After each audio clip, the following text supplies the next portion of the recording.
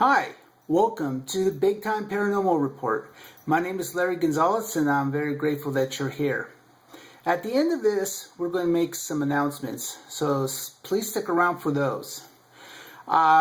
This week's news is going to be a mixture of things. The first one, now this is something that happened in Santiago, Chile. Now, the video you're going to see is in Spanish. I don't speak Spanish. So I did ask my wife to help translate some of the video. Now the video was originally like 7 minutes long, but we just cut it down to just over 3.5 minutes. For those of you that can speak Spanish, you'll recognize what they're saying. Unfortunately, I had to cut it down. So anyway, take a look at this video. It really falls under cryptozoology. Take a look.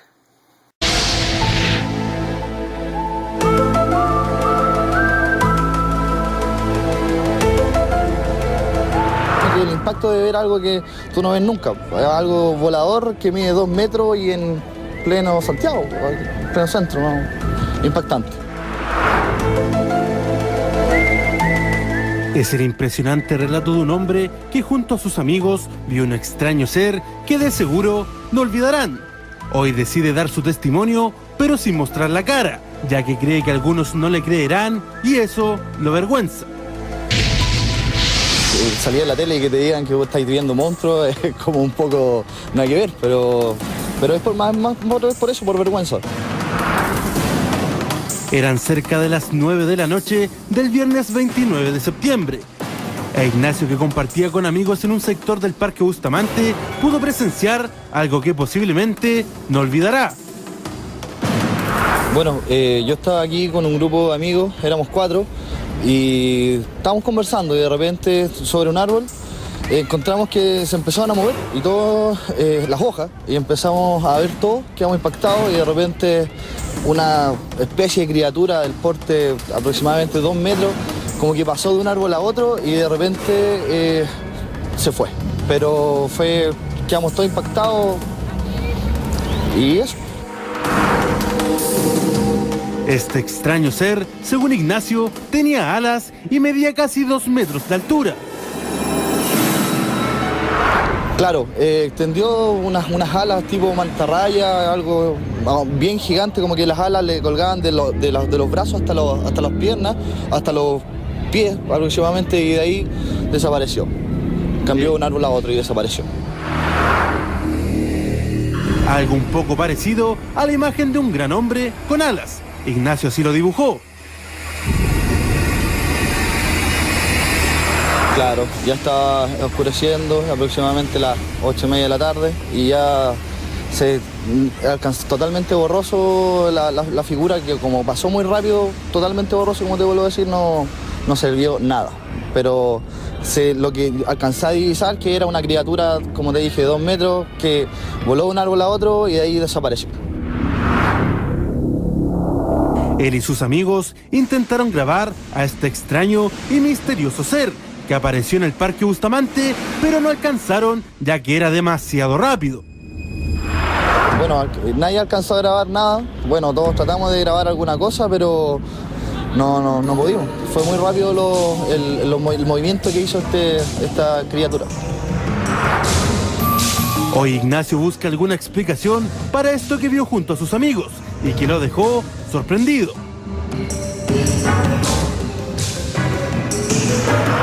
Llamé al canal para saber de alguna pista, si es que, bueno, o Salfate sabe alguna cosa de este indicio, pero como te digo, eso es solamente. No quise dar más no quise dar la cara, ni mis amigos tampoco quieren hacerlo, y bueno, saber de qué se trata, de qué es lo que es, qué es lo que podría hacer, si saben alguna cosa que nos orienten.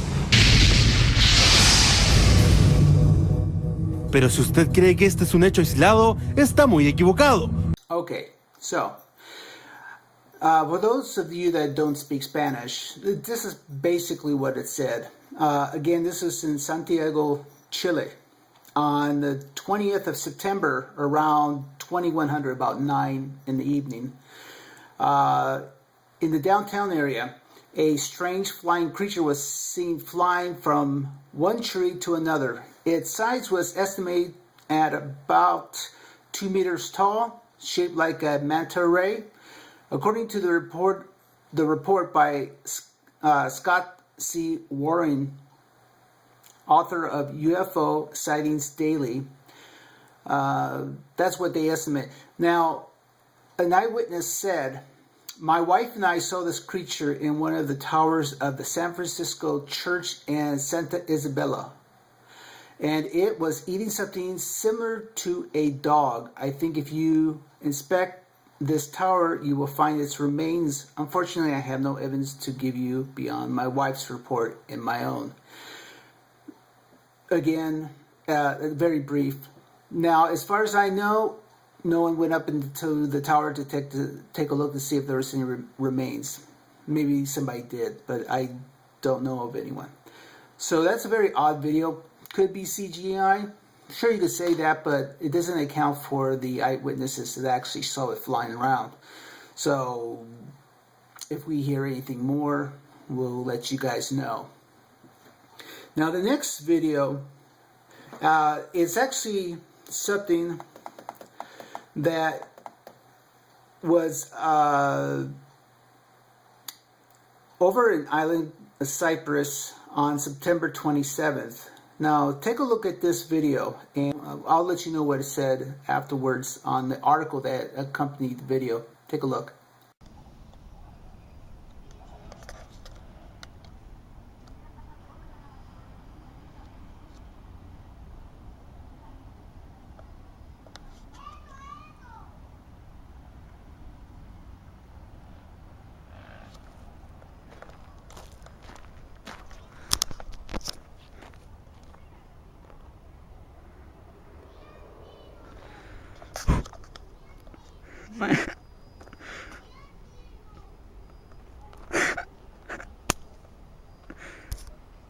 Oh man.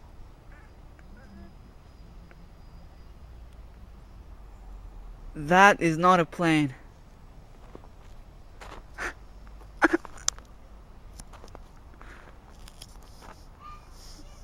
Oh my god.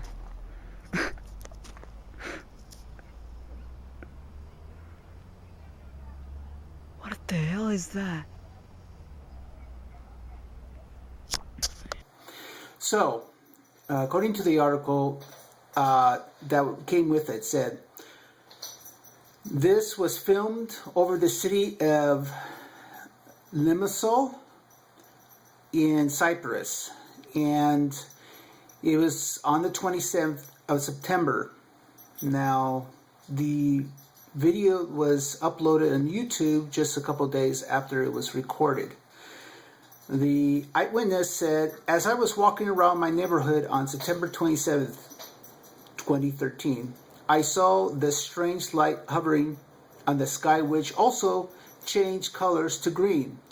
The uploader wrote in the caption accompanying the video, "At first, I thought it was a plane, but as it got closer, this thing was quite big and was hovering on the sky, in the sky for about an hour and 5 minutes." So there's another UFO report right there. I don't know. I mean, you saw the video yourself, so you decide what you think it might be.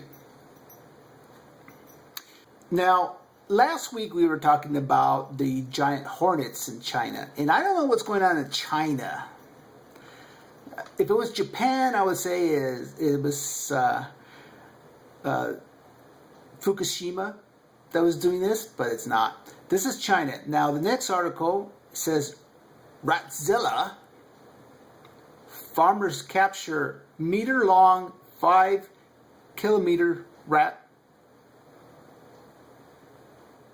This thing's huge. Take a look at this video, man. You won't believe it. Chinese farmers have captured what is believed to be a meter-long rat that had been terrorizing villagers and devouring fish whole, it is claimed. They tried to cut the 5 kilograms rodent up to eat, but broke 2 knives hacking at its thick bones and skin.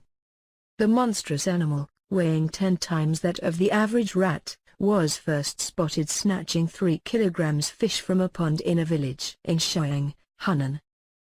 It was seen wading into the pond and dragging the large fish onto the shore, before swallowing them whole in its enormous jaws, according to local reports. Local farmers to join forces in a bid to catch the beast, which had sparked terror among villagers.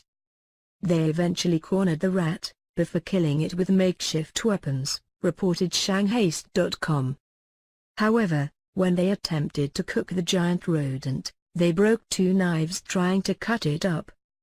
Rat is traditionally eaten in Guangdong, southern China, where it can be served braised, stewed or cooked in soup. It can also be roasted and hung alongside duck.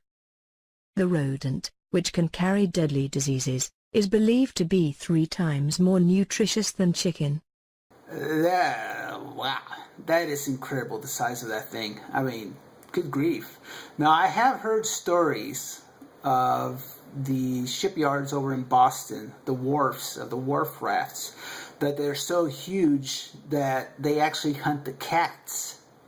And when they run, they don't run, they gallop. That's how big they are. So, I've never seen one before. This is incredible to see something that big. Can you imagine waking up one night and you see something like that scurrying on the floor? The next story is a giant squid that washed on shore of Spain. Take a look at this. A giant 30-foot squid was discovered on Tuesday, October 1st in Spain. Here are the details. First, I wanted to thank Tim McCowan, who posted this story on the Epic Wildlife Channel page. Thanks, Tim. This looks like something straight out of a horror movie. The giant deep-sea squid washed up on the La Arena beach of the Spanish community of Cantabria.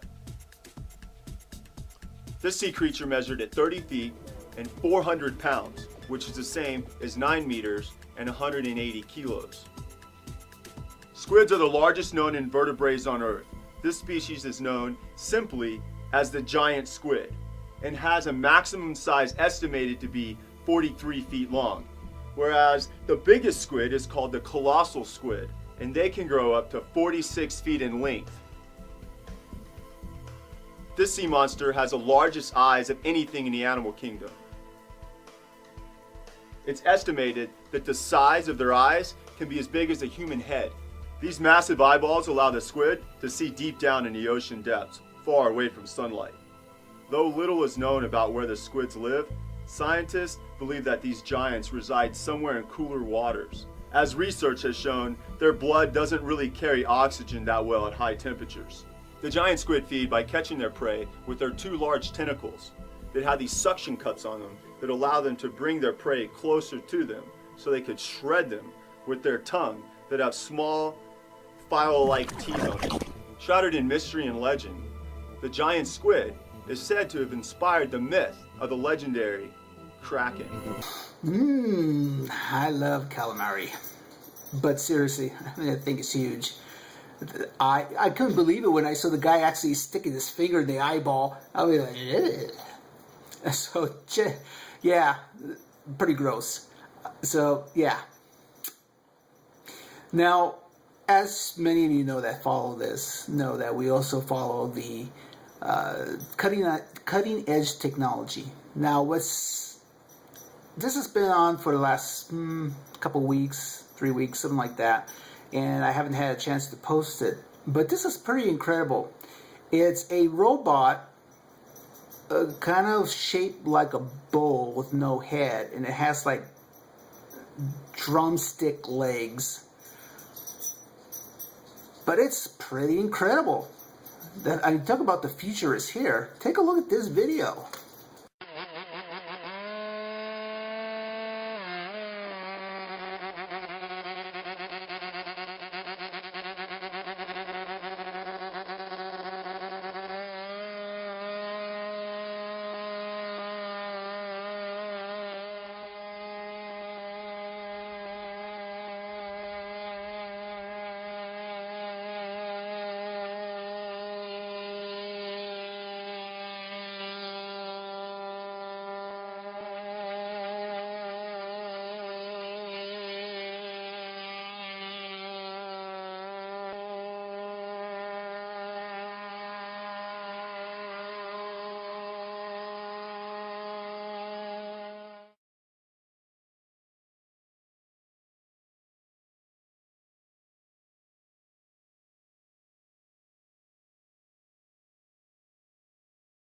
That's incredible. Now, of course, you can imagine all the applications that they would use, for military, police, rescue workers, so on like that.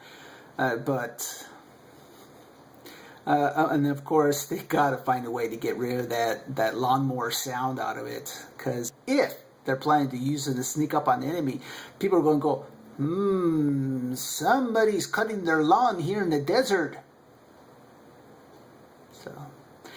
So anyway, that's incredible. Because I know just a few years ago, they were having trouble just making them walk.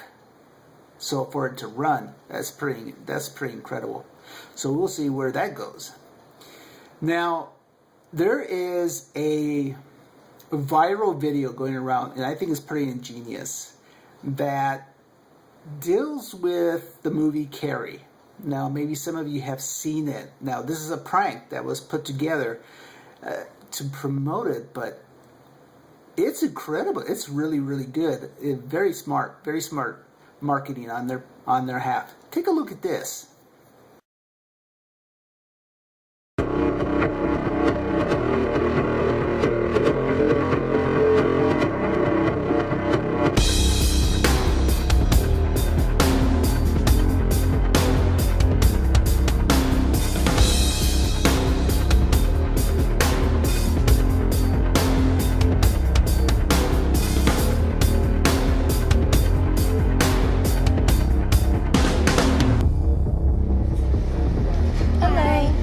Small coffee. Poppy seed bagel with butter. $4.50 please. Oh my god! That sucks. I'm sorry. You just ruined all of my stuff. Get some napkins, clean it up, it'll be fine. Fine, there's coffee inside of my computer. You know what? Just get away from me. Just get away from me.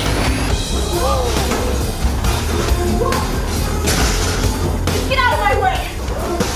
Oh my god! Just get away from me! Just get away from me!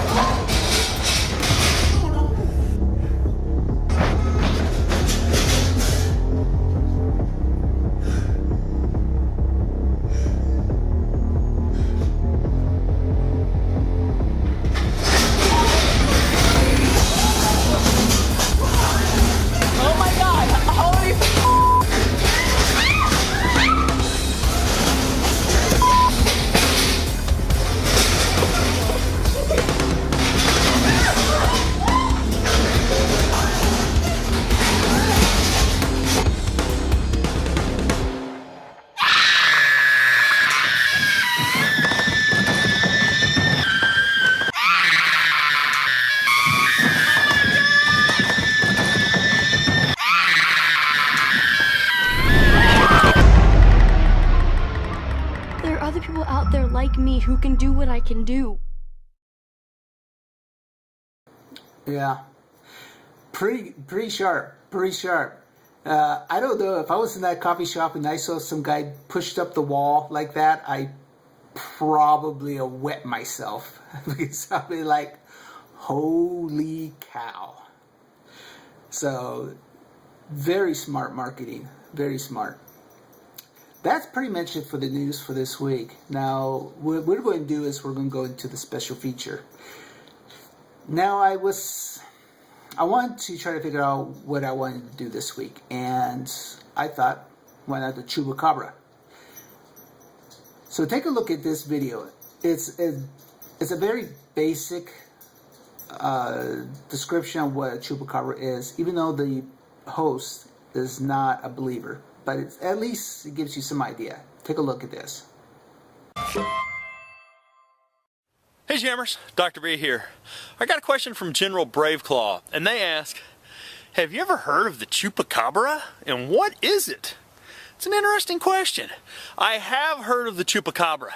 The Chupacabra is like a mythical beast, like say Bigfoot or the Abominable Snowman or the Loch Ness Monster.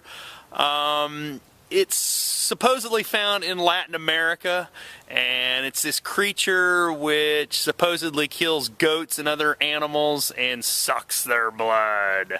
You know, a lot of people claim to have seen it or seen its footprints or maybe found some fur, kind of like Bigfoot or the abominable snowman, but there's no scientific proof. In my opinion, it's just a mythical beast, the chupacabra.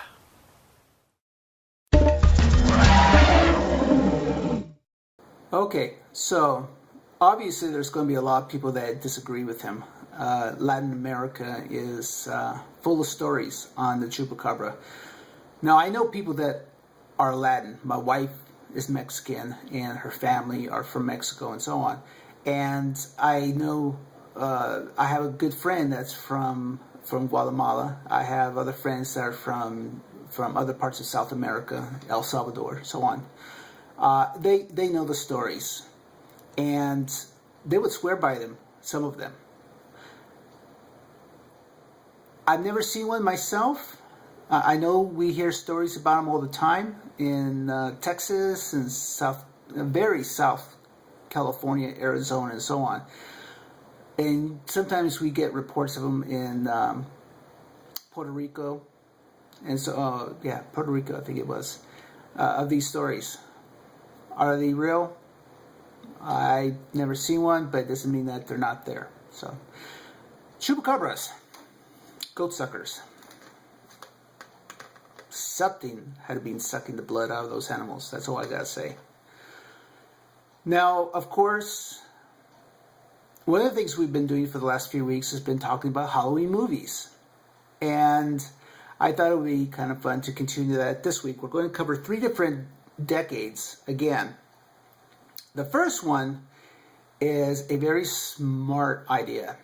This is a movie that was directed by Ridley Scott, and it starred Tom Skerritt, John Hurt, and amongst others. And it also propelled Sigourney Weaver into superstar. And the movie is called Alien. Now, what was really smart about this is they took a haunted house with a monster and put it out into outer space. And I think that's genius, because those people can't go anywhere. Now, I'm going to just play one of the most famous scenes. I'm sure most of you are familiar with it. So take a look at this. I don't want to talk about what they do. I'm eating this. What's the matter? The food ain't that bad, baby. What's wrong?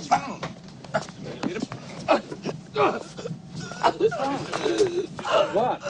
Hey, what's the matter?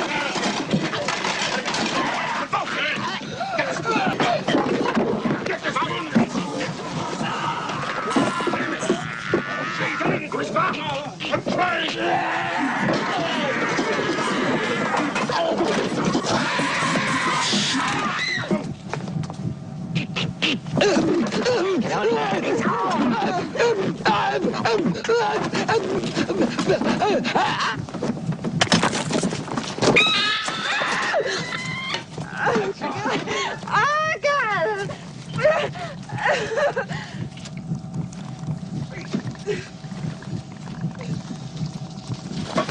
No, no, don't touch it!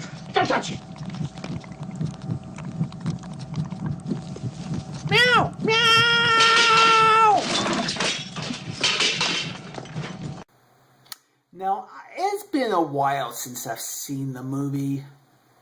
I don't remember the little creature coming out of the chest going meow, meow, and then running down the table going meow. I just don't remember that. But I am 50. Maybe I'm starting to forget things. But a very smart movie. The sequel, Aliens, was directed by James Cameron, written by him. A very good... I just love that he took it from horror to action. Great movie. In fact, I want to say I think Sigourney Weaver was nominated for an Oscar for her performance in Aliens, the sequel. And of course, there's been several movies after that. So take a look at that. The next movie is a personal favorite of mine. The Nightmare on Elm Street. Wes Craven. Now, I know that I read an article that he gets a lot of his ideas through his dreams. And of course, Freddy Krueger is all about nightmares. So let's take a look at Nightmare on Elm Street.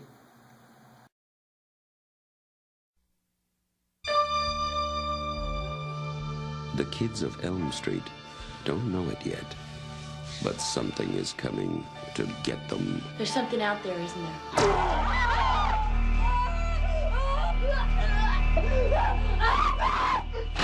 You could just see cuts happening. What did that, Lieutenant? I don't know. Tina! What's the coroner got to say? He's in the jar and puking since he saw it. They're gonna kill me for sure. Did you do it? There was somebody else there. He was locked in a room with a girl who went in alive and came out in a rubber bag. No one knows where it came from or who it will visit next. Nancy? There's something wrong with you. You're imagining things. Nightmare on Elm Street. Do you believe in the boogeyman? No. Whatever you do, don't fall asleep. No! She's the only one who can stop it.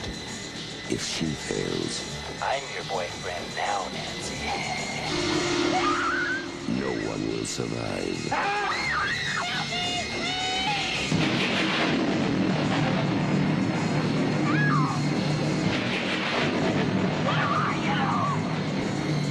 From Wes Craven, director of The Hills Have Eyes and Last House on the Left, a new nightmare on Elm Street. Okay, so Nightmare on Elm Street, that was the 1984 version. The one that they made, I believe, in 2010. Not very good. Not very good.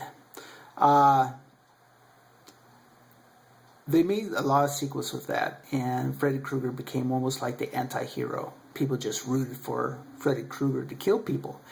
I just love its comedy. Now, one of the reasons why it's a favorite of mine is because I remember when VHS, not that old, they had where you could send out for videos. And I remember one of the first videos I actually owned was Nightmare on Elm Street. Well, when I was playing it, my parents were at the table talking about something. I remember what it was. And when they saw the screaming and stuff like that, they came over and started watching it, and I started it all over for them. They liked it. It was nice and scary. So it's one of those memories I'll always have about Nightmare on Elm Street. Now, the next one is probably one of the greatest movies of all. And this was made back in 91. It also propelled Anthony Hopkins to superstardom. Several Oscars were won in this for this movie. It starred Anthony Hopkins, Jodie Foster, amongst others. And it is Silence of the Lambs. 1991. Take a look at this. You spook easily, Starling? Not yet, sir. He's past the others. The last cell. I'll be watching. You'll do fine. A killer is on the loose. Keeps them alive for 3 days. Then he shoots them, skins them, and dumps them. A rookie FBI agent is on his trail. He's got real physical strength, cautious, precise, and he's never impulsive. He'll never stop. But in order to track him down, she'll have to match wits. I'll help you catch him, Clary. Believe me, you don't want Hannibal Lecter inside your head. With the darkest of all minds. Just do your job, but never forget what he is. Oh, he's a monster. Pure psychopath. So rare to capture one alive. So close to the way you're going to catch him. Do you realize that? Oh, Clarice, your problem is you need to get more fun out of life. You told me you don't spook easily. You call this easy, sir? Lecter's missing an arm. Man's a raving maniac. Who knows what he'll do?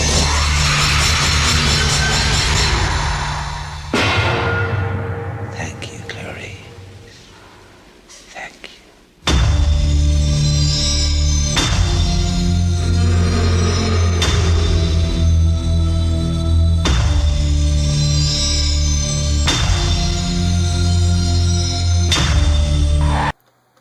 can't beat Anthony Hopkins. Just that look.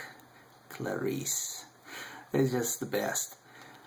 So that's it for the movies for this week. Next week we'll cover movies that are more family friendly, or I'm not sure. We'll either do family friendly next week or the week after, right before Halloween. I'm not sure which, but we'll do something. And of course, Halloween's just a couple weeks away. So now, before I go, I would be remiss on not recognizing the passing of a great American hero. Now, this past week, we heard about astronaut Scott Carpenter, who was part of the original Mercury 7, passed away. So this is a video announcing his death and also a little bit about his history. If you're not familiar with him, take a look. Scott Carpenter died today. He was the second American to orbit the Earth and the fourth American astronaut in space. He was 88 years old, a native of Boulder, Colorado, a genuine American hero who dated back to a time when we all looked up to 7 very brave men. They made America so proud back in the age of the possible. They were the Mercury 7, Shepard, Grissom, Schirra, Cooper, Slayton, Glenn, and Carpenter. And while they were young men, many had already skirted the heavens as test pilots and survived the hell of warfare. Scott Carpenter was a naval aviator, a veteran of the Korean War, the only astronaut without a college degree. He was named John Glenn's backup, so he had to wait his turn to get up to space. But at the mic that day in Mission Control, he got to utter those famous words to his friend before launch while the whole world listened in. Godspeed, John Glenn. When it was his turn in May of 1962, Carpenter flew in a capsule named Aurora 7. He orbited the Earth 3 times. He was up there less than 5 hours. And because of technical glitches, he landed 250 miles from the intended target. As TV viewers stared anxiously at the black and white picture, there were fears he hadn't survived the splashdown, until he was spotted almost an hour later sitting in his raft awaiting pickup. He never flew in space again, though he loved exploration. He lived for an entire month on the bottom of the ocean floor in something called Sea Lab in the mid-60s. Years later, he was part of our on-air team at Cape Canaveral to cheer on his friend John Glenn, who returned to space as a shuttle astronaut at the age of 77. We're joined here by Scott Carpenter, and what do you reckon is going on in there? I wish I knew, but I don't. Of the original Mercury 7, now only John Glenn survives at the age of 92. The aircraft carrier that recovered Scott Carpenter's space capsule on that day in late May of 1962 lives on to this day as a floating museum here in New York, the USS Intrepid. So our condolences to the family. He was a great American hero. Men like that, it's sad to see them go.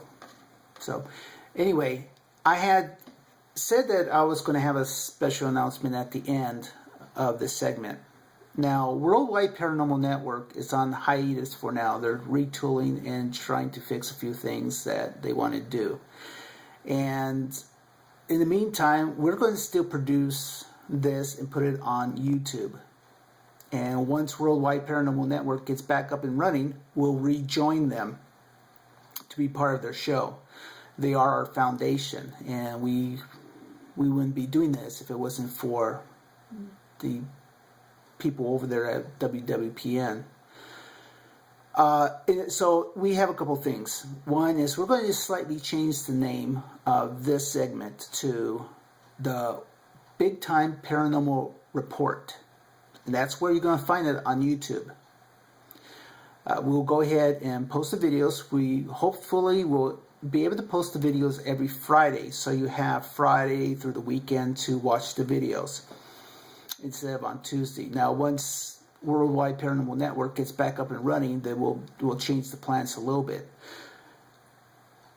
I also want to thank you.